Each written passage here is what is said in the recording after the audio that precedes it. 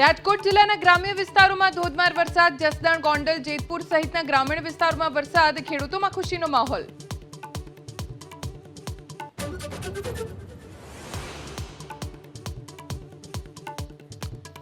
અમરેલી જિલ્લામાં પણ મેઘરાજાની ધમાકેદાર બેટિંગ. ધારી, સાવરકુંડલા, લાઠી, વડિયા સહિતના વિસ્તારોમાં ગાજવીજ સાથે વરસાદ.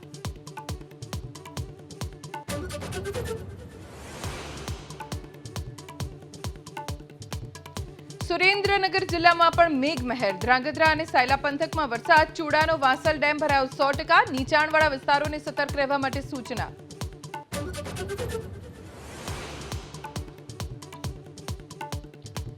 કચ્છમાં દરિયાકાંઠે સ્ટન્ટ કરવા થાર ચાલકોને પડ્યું ભારે.